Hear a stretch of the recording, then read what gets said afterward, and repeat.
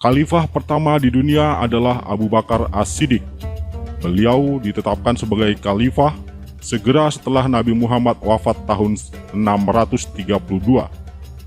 Abu Bakar As-Siddiq diangkat sebagai pengganti Nabi Muhammad oleh umat Islam di sebuah balairung yang disebut Sakifah, yaitu ketika dirinya tampil berorasi untuk menentang kelompok Ansor yang hendak mengangkat seorang khalifah dari golongannya sendiri. Umat Islam ketika itu dapat dikelompokkan dalam dua kelompok besar, yaitu kelompok Muhajirin dan kelompok Ansor. Kelompok Muhajirin adalah para imigran yang bersama Nabi Muhammad hijrah dari Mekah ke Madinah. Sedangkan kelompok Ansar adalah penduduk lokal Madinah yang telah memeluk Islam dan berjuang bersama dengan Nabi. Baik kelompok Muhajirin maupun kelompok Ansar, keduanya sebenarnya juga terdiri dari beberapa kaum. Tetapi kita tidak perlu bahas secara detail di sini. Ketika Nabi Muhammad wafat, kelompok Ansar ingin mengangkat seorang khalifah dari kelompoknya sendiri. Jika hal itu tidak diterima, dari kelompok ini menawarkan opsi setiap kelompok dipersilakan untuk mengangkat khalifahnya sendiri-sendiri. Mendengar hal itu, Abu Bakar tampil berorasi di tengah-tengah musyawarah para pemimpin kelompok Ansor tersebut. Abu Bakar menentang rencana mengangkat seorang khalifah dari kelompok Ansar dan menolak ide setiap kelompok boleh mengangkat khalifahnya sendiri-sendiri. Abu Bakar mengusulkan agar kelompok Ansar memilih satu dari dua nama yang diusulkannya, keduanya dari kelompok Muhajirin, yaitu Umar bin Khattab dan Abu Ubaidah. Para pemimpin kelompok Ansor menolak dua nama yang diajukan oleh Abu Bakar. Mereka justru memilih Abu Bakar sendiri untuk menjadi khalifah.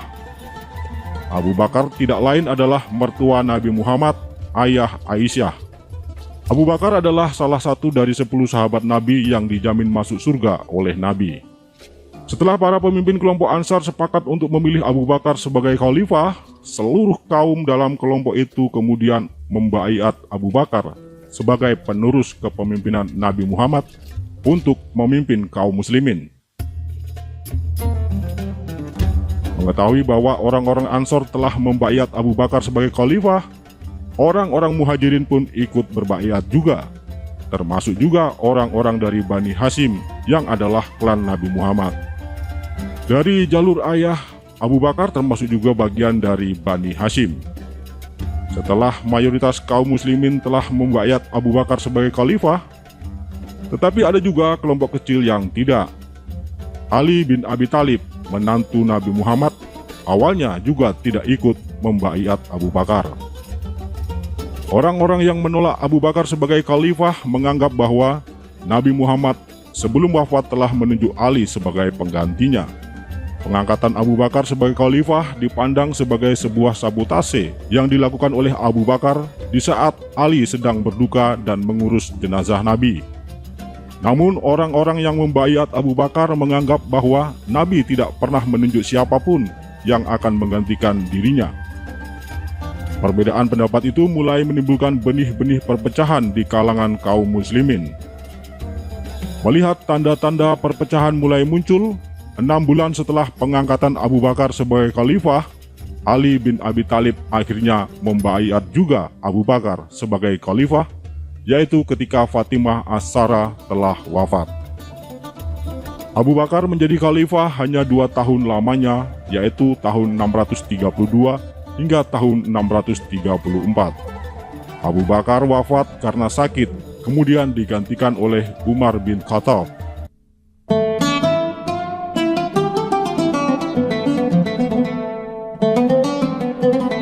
Umar bin Khattab adalah salah satu dari 10 sahabat Nabi yang dijamin masuk surga oleh Nabi Muhammad.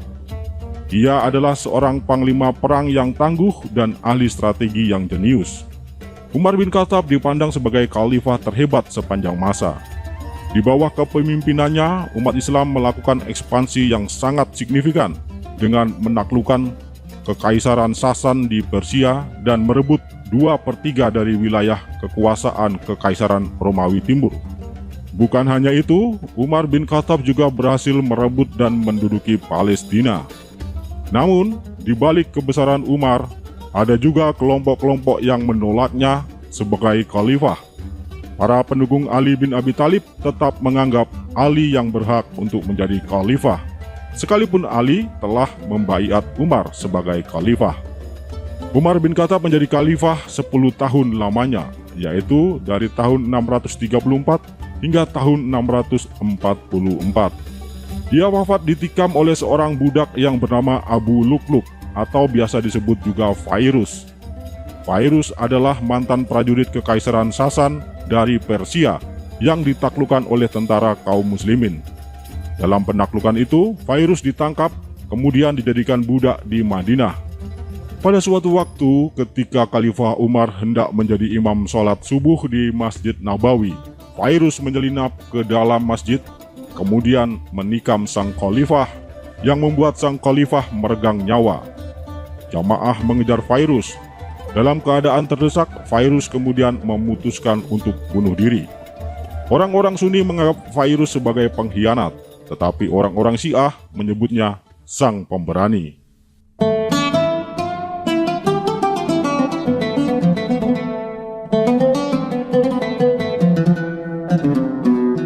Umar bin Khattab digantikan oleh Utsman bin Affan. Seperti dua khalifah pendahulunya, Utsman bin Affan juga termasuk dari 10 sahabat Nabi yang dijamin masuk surga. Pada masa kepemimpinannya, Utsman berhasil memperluas wilayah kekuasaan kaum muslimin sampai ke Iran, Armenia, hingga ke Afghanistan. Utsman bin Affan juga berhasil melakukan kodifikasi Al-Quran dengan mengumpulkan ayat-ayat Al-Quran dalam sebuah mushaf. Ayat-ayat Al-Quran yang sebelumnya hanya bisa didengar oleh kaum muslimin melalui tilawah para hafiz. Namun pada masa Khalifah Utsman, ditulis, dikumpulkan, dan dijilid yang disebut mushaf. Dari berbagai mushaf yang ada, diseleksi kemudian ditentukan sebagai kitab yang disebut Al-Quran. Sang Khalifah kemudian memerintahkan mushaf-mushaf yang lain selain yang disebut Al-Quran dibakar. Dengan demikian, kaum muslimin memiliki satu versi kitab suci saja, yaitu Al-Quran. Upaya kodifikasi Al-Quran ini sebenarnya telah dirintis sejak masa Khalifah pertama, Abu Bakar As-Siddiq. Tetapi Utsman bin Affan lah yang berhasil menuntaskannya. Selama kepemimpinan Utsman bin Affan, terjadi banyak pergolakan dari kalangan internal kaum muslimin. Gaya kepribadian Utsman yang dinilai glamor kontras dengan gaya Umar yang sangat sederhana. Utsman juga dinilai sangat nepotis dalam mengangkat para pembesar dan wali negeri. Para penentang Utsman mendorong Ali bin Abi Thalib untuk mengambil alih kepemimpinan, namun Ali menolak. Akhirnya Utsman menemui ajal dengan sangat mengenaskan di tangan penyusup yang berhasil masuk ke dalam rumahnya. Madinah dikuasai oleh pemberontak, sehingga tidak ada yang berani memakamkan jenazah khalifah ketiga itu, sebab pemberontak melarang memakamkannya di pemakaman kaum muslimin. Setelah 3 hari jenazah berada di rumah, akhirnya malam hari dimakamkan di pemakaman orang-orang Yahudi yang diusung oleh hanya 10 orang saja. Utsman menjadi khalifah selama 12 tahun, yaitu dari tahun 644 hingga tahun 656. Dia digantikan oleh Ali bin Abi Thalib.